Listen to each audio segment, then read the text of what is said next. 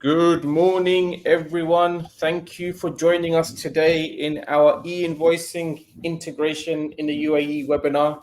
I'm very pleased to have, I was going to say something, but I won't. I was very pleased to have Ayman, who's got let his hair down today, and I'm Quite jealous that literally, I have hair to let down. So, Ayman, I'm sure it was people a know. power. It was a power Sorry? play from me that. Fair enough. No, I'm very pleased to have you again. So we've had you on the webinar, we've had Fahim on the webinar, and I've had you on a podcast. So thank you for joining us today. About this webinar, today we're going to talk about e-invoice. There's been a few updates since we had our last webinar on e-invoice. So there's been a few legal updates and laws that's come out, and we'll talk about those. We'll go into some of the technical aspects of it. You know, it is quite a technical topic to discuss. And then we'll go into more practical aspects where it will be more kind of a conversation between myself and Ayman. And we'll also take on any questions that you may have. So feel free to put your questions in the question box in the comment section in LinkedIn, and we'll answer those questions for you. Quick introduction of myself, if you don't know who I am. I'm 𝗪𝗵𝘆. I'm an international tax expert. I'm the co-founder of Taxstar.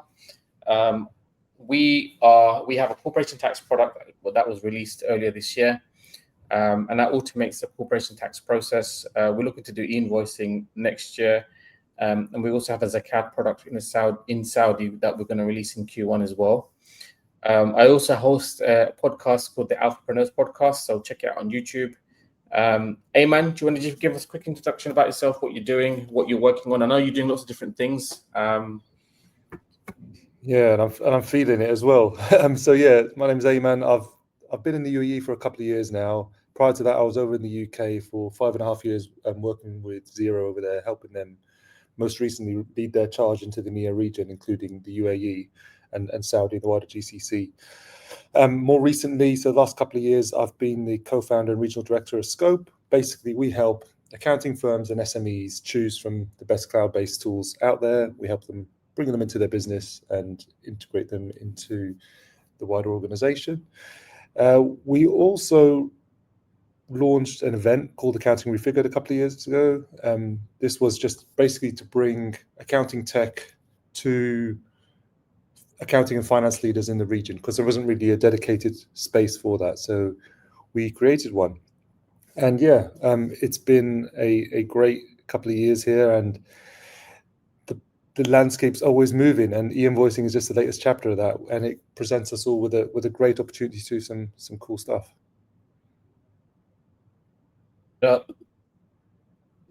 Thanks for that introduction, Ayman. I know that you also have the Accounting Club, which you're doing with some really good events for the accountants, and you're building a community of accountants. And I remember, I think it's you saying, or Fahim saying, that you know, in the UK back in the day, there were a few accountants who worked together from industry, and they helped each other grow their businesses. And you know, I guess that's one of the main objectives that you're doing with that, to help them grow their businesses and provide that community. So, you know, kudos to yourself and to the bear on doing that. Yeah, it's the Accounting Room, and it comes under our Accounting Refigured umbrella, and it absolutely is that. We see the value in community, and it's really important for like-minded individuals in the region to get together, not just once a year at the main event, but throughout the year at these kind of coffee mornings and workshops that we're running regularly, and also just even having a WhatsApp group that people can bounce ideas off. And I know you're in the WhatsApp group, right? And you see just how supportive everyone is of one another, and I think that's what we need here, and it's a recognition of that. I also did I've also got a podcast myself called 𝗪𝗵𝘆 𝗧𝗵𝗶𝘀. You'll be a guest one day, I promise that. But yeah, we're trying to get it. We had a few accountants on at the start, and I'm trying to get a few more people from the tech side now to come in, but we'll bring you guys back in. Yeah, no, look forward to it, man. Look forward to it. So, like I said, we're going to go through e-invoicing, you know, how it affects everyone in the UAE, and we'll go through some of the more the recent updates in the legislation that's happened at the moment. So we'll start with why e-invoicing and what it is. So for those of you who are very new to e-invoicing is a very different way of sending and receiving invoices in your business. Now, traditionally, we've gone through an evolution in the UAE where VAT was introduced from 2018. And when VAT was introduced, what happened was there was a mandatory requirement for companies who are registered for VAT to send tax invoices. Now, tax invoices could be, in some circumstances, still written on paper or sent through an accounting system, preferably through an accounting system. But you had various components on that invoice to ensure that it was FTA compliant. Before then, there were no rules on, from a tax point of view, what kind of invoices that you sent. Fast forward to now, those invoices, once you're fully within the e-invoice mandate, you can't send a paper invoice anymore, and you can't just send an invoice from your accounting system. So whether you're using, SAP, Oracle, or Xero, or QuickBooks, you can send invoices from your accounting system, print it out, or email it to your customer, and they would receive it. That's going to change now. And the way that changes is that there's a standard form of invoicing that you would need to send when you send to your customer, you receive it. And that's an e-invoice. And the difference between an e-invoice and a normal invoice is e-invoices have a piece of code as part of the components to that invoice. And that piece of code allows your system to push it to an ASP, which I'll explain later on. That goes into the 𝗵𝗆 network. And then the 𝗵𝗆 network sends it to the ASP of your customer, and then they receive it in their accounting software. And the theory is it goes into your accounting software without them having to enter it into the system. So it's kind of like a seamless process. There are different types of e-invoicing. You've got, the e-invoicing rules in Saudi, which is different to the UAE. In Saudi, it goes through 𝗪𝗪𝗀, and they have to approve it before you send it. In the UAE, it goes through the 𝗵𝗆 network, and we'll go into that a little bit more. But why e-invoicing? E-invoicing, it strengthens tax compliance. So now there's less leakage from a VAT point of view. It reduces fraud. So if you're issuing an invoice and you just cancel it in your system, you can't do that anymore. Once you send an invoice, you've sent it, it's done. It improves operational efficiency. So as I mentioned, if you're using e-invoicing and you're going through the 𝗵𝗆 network, once you create that invoice and you send it to your customer, guess what? They received it. So they can't say to you, oh, I haven't received your invoice, I can't pay you now. They've received it. So there's an obligation for them to pay you now without having that kind of excuse of I haven't received it, because you know that they would have received it because it's gone through the 𝗵𝗆 network. And globally, we're not the only economy that's doing it. Globally, you have many countries around the world that are now going to be implementing e-invoice. So for example, it's already enacted in Saudi, in Malaysia, Singapore has e-invoice, Australia, New Zealand. The EU is going to mandate it from 2028. The only country that hasn't committed to e-invoicing is, I think, it's America. But all the other countries have mandated, even South America has mandated e-invoicing as well. So it's a global phenomenon. It's a change within the accounting and tax industry, and it's something that we all will need to adhere to, over the coming years. It's something that will be required, as we move across. Some of the key things of the UAE, specifically in the UAE, what is the mandate? So the effective date is the 1st of July, but there are staggered dates for different types of businesses, and I'll go into that. The scope is for B2B and B2G, so business to business and business to government transactions. If you are doing pure B2C, then that has not yet been mandated. B2C is when you sell directly to your customer. So for example, if you're a restaurant and you're selling purely to people coming to your restaurant and you don't have any other businesses that you're selling to, then you won't be mandated. And similarly to, e-commerce businesses, for example, or retail, if you're not selling to businesses and you're selling to consumers, you would not be mandated. As I mentioned, the implementation model is called a decentralized model, and that's a 5-corner model. And we'll go into that in a little bit more detail. The key updated since our last webinar is they've now brought out the rules where we know what the thresholds are and who's mandated to when. So as of, I think a few weeks ago, the rules came out, and there's a specific limit for businesses for them to register. This limit is 50 million dirhams. So if your revenue is more than 50 million dirhams, you have to register with an ASP by the 1st of July 2026. You then need to go live on e-invoicing from the 1st of Jan 2027. So that's your deadline if your revenue is more than 50 million. If your revenue is less than 50 million, then you need to have an ASP. You need to be registered with an ASP by March 2027. And then you go live on the 1st of July 2027 if your revenue is less than 50 million. So you've got less than 18 months for the whole economy to, 18 to 24 months for the whole economy to kind of be ready for e-invoicing. And this is why it's important for you to be ready and know these deadlines. And myself and Ayman will go into, what does it take to be, what does it take to be ready for e-invoicing as you go on. There's also a pilot program.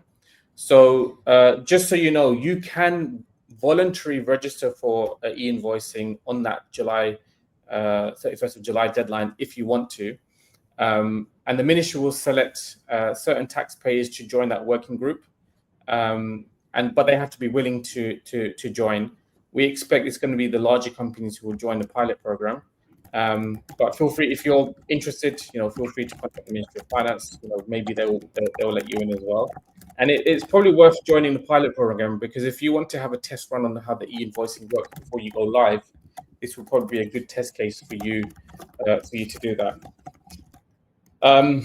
For those who don't know what the 5-corner model means, so with e-invoicing, the 5-corner model is basically you have certain touch points where the invoice goes through in the UAE. So you've got the supplier, you've got the supplier's ASP, the buyer's ASP, 𝗵𝗆, the buyer's ASP, the buyer, and then the FTA. And what that means is when you send an invoice, it's no longer going directly through your email or your WhatsApp or printing it on paper and sending it physically to your customer. It now goes through a structured system going forward. And one of the reasons why it's very difficult to be an ASP is because the ASP's job, the accredited service provider, who's a gatekeeper of the 𝗵𝗆 network, they need to make sure that the data that you're pushing into 𝗵𝗆 is correct as per the PIN, and there's validations in place, and you are relying on them to ensure the data goes through correctly and you're receiving the data as well. So the ASP is very much the gateway between you and the 𝗵𝗆 network, and hence why you need to make sure you register with an ASP, and they need to connect to your system. Once you send the invoice through your ASP into the 𝗵𝗆 network, your buyers or your customer's ASP will then receive that e-invoice, and then they will push it to your customer. A copy then gets sent to the FTA. So the difference between the Saudi model and the UAE model is in Saudi, Zatka needs to approve it before it goes to you, whereas in the UAE, the FTA just gets a copy. They don't approve the invoice; they just get a copy of that invoice. So they can monitor the transactions that are going through. If you're dipping yourself into the e-invoice world, you'll know, or you come across the word PINT. The PINT is basically the invoice format and bits of information that goes into an e-invoice. Every country will have their own PIN. So the UK will, Europe will have their own PIN. Singapore, Malaysia, UAE will have their own PIN. And what that is all of the different types of invoicing and all of the data fields that needs to be entered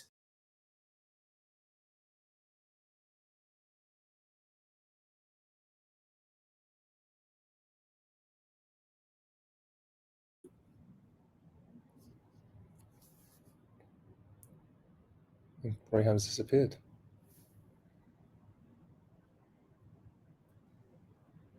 I think You're you back. lost.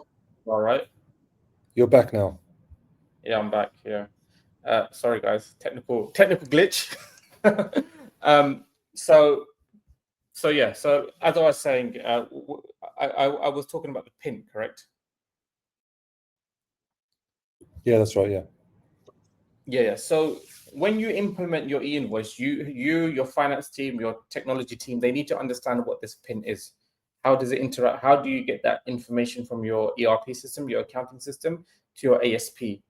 And then your ASP will validate the PIN to ensure that it's all correct. So this is probably the most crucial part of the process when it comes to e-invoicing. As I mentioned, with the PIN, you'll have mandatory invoice fields that you need to look after. You need to make sure you enter, and that all forms as part of the PIN as well. The interesting thing about e-invoice is it kind of goes hand in hand with VAT. So the VAT rules where there are certain bits of information that needs to be filled in, needs to go into your e-invoice that you then submit into your ASP, and rules are very similar between VAT and e-invoice. So, for example, an invoice needs to be issued within 14 days of a business transaction, right? So that's the rule that you need to follow once you're live with e-invoicing as well. The other thing you have to be prepared for is, you cannot edit an invoice once it's issued. Once it's issued, it's set in stone. It's done. And with if you make a mistake with your invoices, you'll have to issue a credit note. But again, there are time limits as to when those credit notes needs to be issued. So not only do you need to think about the technical aspects of e-invoice, you also need to think about the legal aspects of e-invoice and what you can and cannot do once you're live on e-invoicing to ensure your processes from procurement to payment falls in line with the whole e-invoice systems. From a compliance point of view, this means that VAT calculations have to be correct now, because remember, we're giving a copy of your invoice to the FTA, so they can cross-reference what you've submitted against what you've submitted through PEPL against your VAT return. So ensuring that your compliance has an extra level of verification is very important as well. And again, as I mentioned, your system needs to integrate with an ASP. Now, to prepare for 2026, there's a number of things that you need to do, and I think, Ayman, I'll probably bring your expertise now onto e-invoice. You've had a lot of experience, with integrations with in the UK from MTD. You can draw on your experience on corporation tax, and this is just another thing that accountants will maybe need to take the lead on with e-invoicing. And as per our slide, obviously we're talking about integrating with ASPs and mapping your fields to PIN as well as training staff.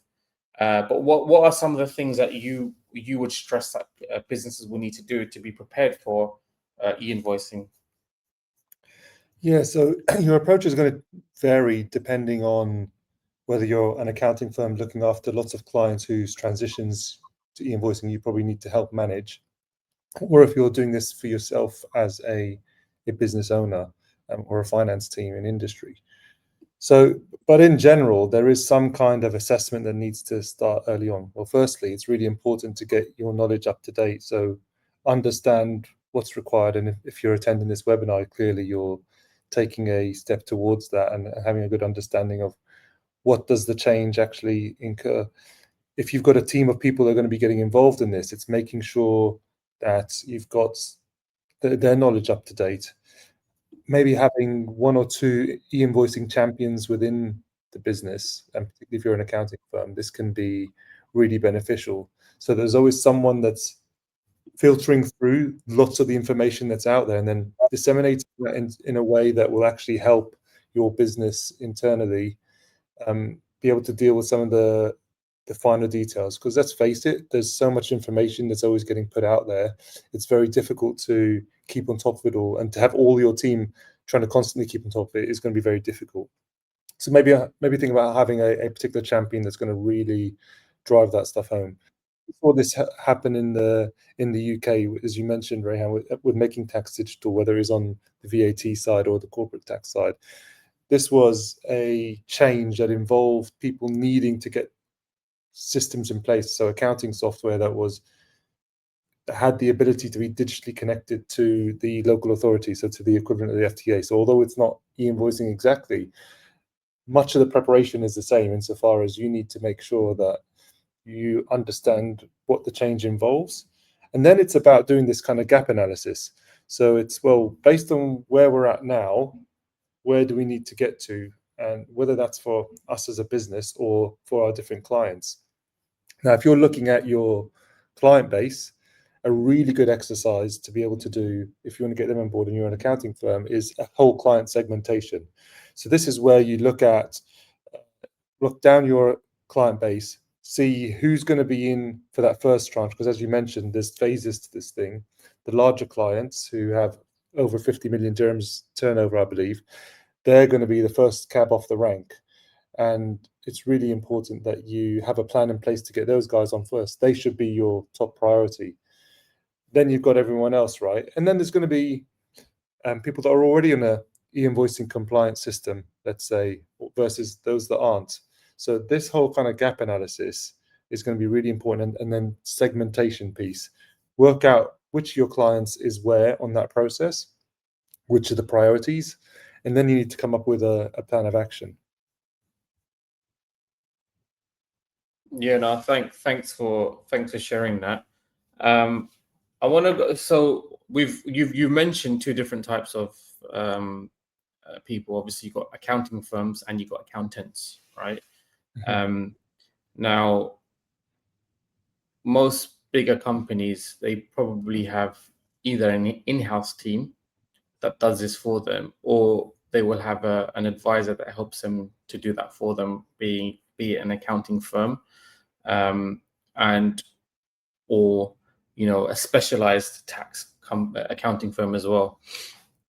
There's been a lot of, one thing I've noticed about many accounting firms in the UAE is that they've now partnered up with ASPs to be able to provide the service to their customers.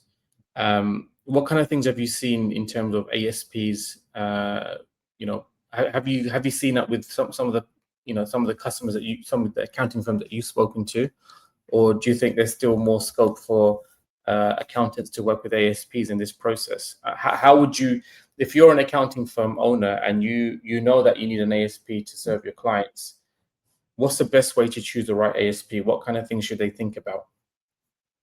Yeah, this is all going to initially come down to that client segmentation, right? It's understanding currently what's the lay of the land. Let's say, for argument's sake, you've got all your clients on Zoho or Wafiq or one of the ASPs that have one of the accounting softwares that is also an ASP, or that will have already stated their intention to be one.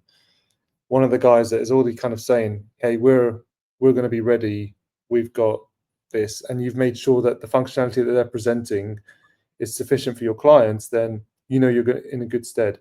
If, however, you're serving lots of different clients on lots of different systems, or maybe lots of spreadsheet clients, this is where absolutely you're starting to see firms kind of try and identify these ASPs and figure out which ones are the right ones for them.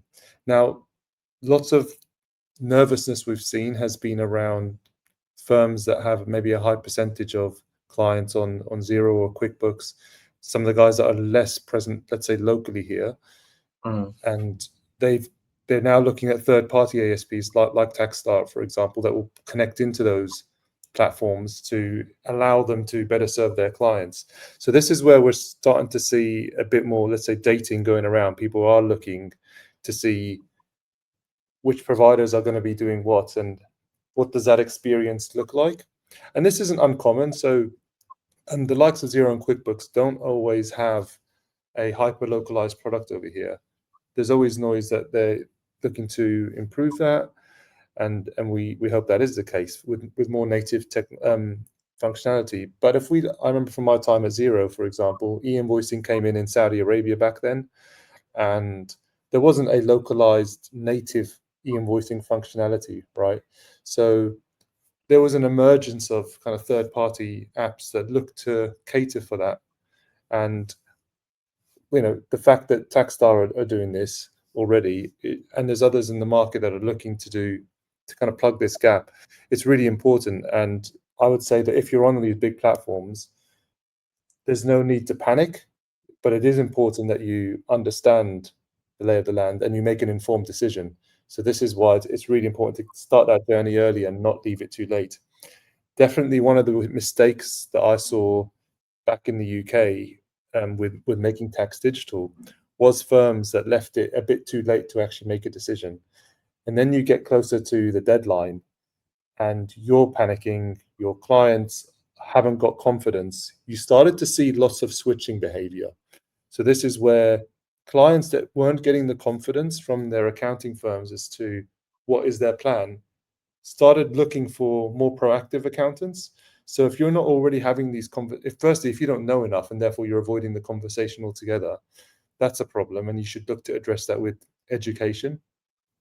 If you now have that knowledge and you're on your way to come up with a plan, think about how you're going to communicate that to your clients as well, because they're going to want the confidence from you, and often they'll be seeking your advice, because let's face it, this stuff can be complicated if you don't know enough about it. It's at the very least, it is daunting for your clients that frankly didn't get into business to be dealing with accounting legislation comes in. Yeah, no, that's a great great point that you made there. And just to re-emphasize a point, a lot of the accounting systems, ERP systems, who do have a strong presence in the UAE, if they haven't announced it yet, I'm sure they will have e-invoicing. So the likes of 𝗪𝗪𝗆, the likes of Zoho, the likes of Odoo or Udo, however you want to pronounce it. Pretty sure they will have an e-invoicing functionality. And so the chances are, if you're using those systems, and you should, in theory, be okay. The challenge comes where you have an ERP system or an accounting system that doesn't have a local presence, but they do have a good system. So the likes of QuickBooks, Xero, apparently Microsoft Dynamics has their own e-invoice system. NetSuite may not at the moment. SAP, I think they do, but they may not. And you probably need to understand or find out from your provider, what is their roadmap for e-invoicing? The other thing that you might want to think about is, although they may have an e-invoicing system, you're going to have new opportunities that you will have, that you can do to improve the way you do things when you have an e-invoicing system on top. And I think just because NetSuite, just because SAP, just because Dynamics has an e-invoice suite, doesn't mean that it's going to be the best. You may be able to find someone else that has a better e-invoice system that connects with your system as well. And I think 9 times out of 10, it's probably fine to use the same e-invoice system that your ERP system or accounting software is providing, but it doesn't hurt to see what else is out there that gives you additional functionality.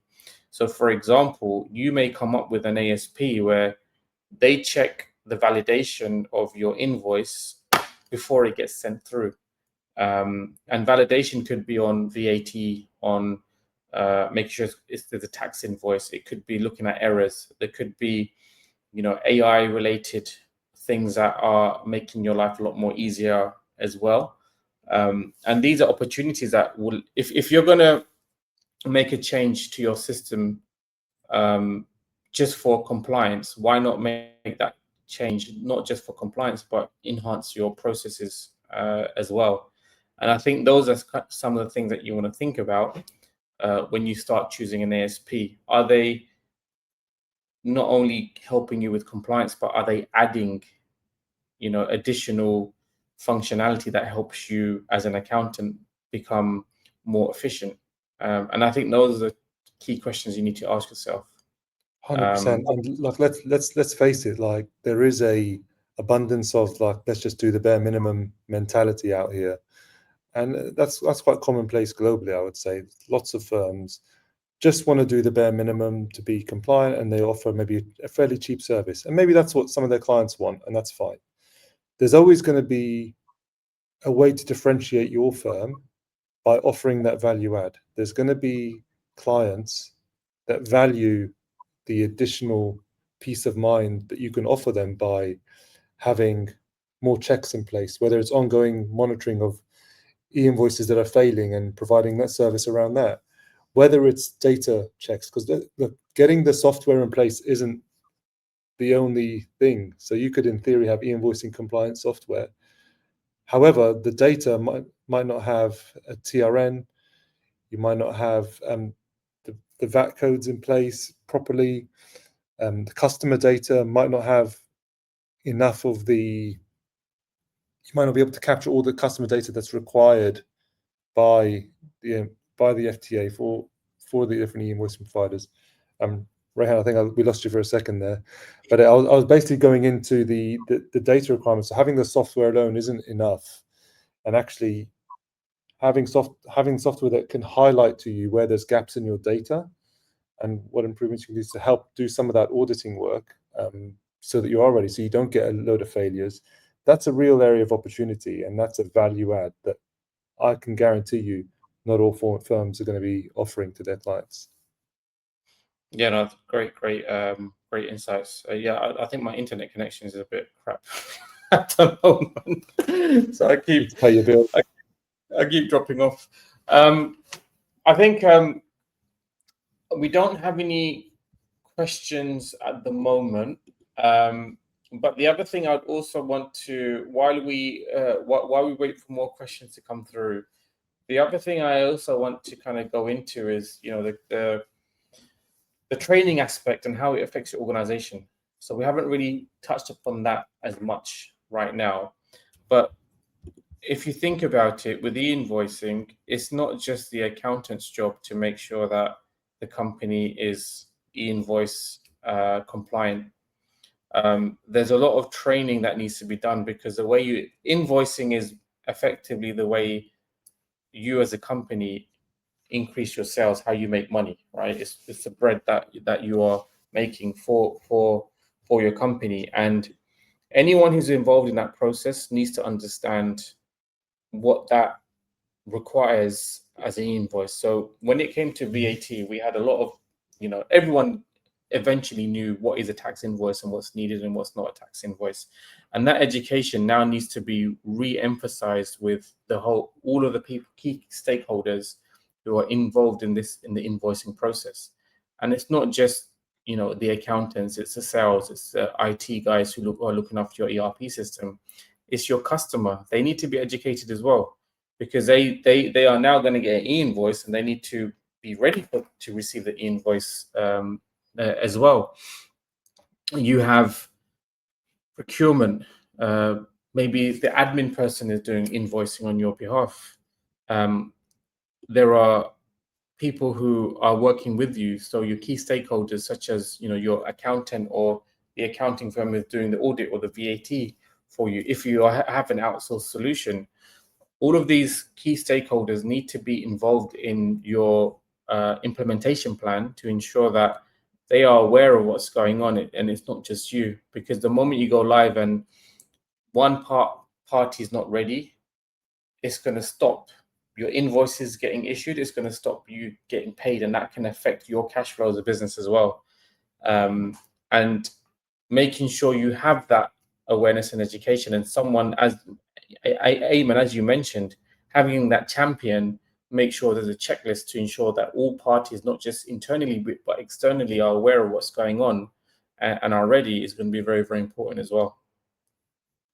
100%. And I really like one thing that we used to see in similar changes elsewhere is teams really getting together and making it a little bit more fun. Like, let's face it, e-invoicing and tax compliance in general isn't necessarily going to always be the most exciting topic, right? And getting people enthused about it can be tricky. So if you're running an accounting firm, right, and you want to bring people on board, yes, absolutely have that champion, but also kind of treat it like a project to some extent and have a bit of fun with it. So maybe have some little boot camp, do like a boot camp, which is an ongoing, maybe once a week you'll have a pizza lunch or whatever, or once a month or whatever you can kind of afford to do, like a pizza lunch. Pizza lunch. Yeah, well, I was hoping you would. It's me basically trying to set up some pizza lunches for myself to get invited to. But no, but have like a lunch over some food, shawarma, pizza, whatever it is that you want, and just you can have your cloud, your champion, your e-invoicing champion, run a session to your wider team to keep them up to date with what's going on. Maybe have like a quiz element to it with prizes for the people that come first, whatever it might be. It might be like they get to go home a little bit earlier on a Friday if they're not already going home early. Whatever it is, it doesn't necessarily have to be something that's going to cost you money, but some kind of incentive on an ongoing basis to make sure that people aren't forgetting about this thing, that they're making progress towards it, and you're having a bit of fun with it as well at the same time. So get creative with it is what I'm saying. Don't just treat it as like, hey, go and watch this YouTube video about e-invoicing or read these FTA guidelines and that's it. That's not going to be enough to get people really in the zone. That it needs to be part of your discourse on an ongoing basis as you're getting towards closer and closer to the deadline. Your SOPs will definitely need updating. So if you've got SOPs at the moment, then updating those to cater for this new way of working. And if you don't have SOPs, now's a good time to start having SOPs, right? Absolutely. And hey, your clients are going to need some stuff too. So maybe you've got staff that haven't helped clients manage a change like this before. So enabling them almost like a sales team, like you would do sales enablement materials for someone that's in sales. Enable your client-facing teams with FAQs, with maybe 1 or 2 page documents that they can share with their clients to help soften that blow and help explain it a little bit better. Because your staff will probably be overwhelmed, and it's not easy for everyone to sell this new way of working. But that's essentially what you're going to have to do. You're going to have to sell this to your clients, even though they've got no choice about it. They might perceive you to be the issue, and it's largely not going to be the case. This isn't coming from you. So educating them as much as possible, giving them peace of mind, I'm telling you, is going to be key for you retaining the clients that you want to retain. Because the slightest bit of nervousness, clients will start looking at who's making more noise about this, who is making me feel confident that they know what they're talking about here. And if it's not coming from you and it's coming from elsewhere, then you've got something to worry about. Yeah, no, great point. We just got one question and then we'll wrap it up. Got a question from Tamina. She's asking, thanks for an insightful session. I have a question. By ASP, can we mean the accounting ERPs as well? 𝗵𝘆 has posted a list of ASPs, but it doesn't include the likes of Zoho and Odoo. So just with the whole ASP, for those who don't know what an ASP is, they're accredited service provider. They are the gatekeepers between your system and 𝗵𝘆. So you can you would send e-invoices through them and receive e-invoices from them as well through the 𝗵𝘆 network. There are currently 9 ASPs at the moment, and yes, you're right. Odoo and Zoho are not there. Wafek isn't there either.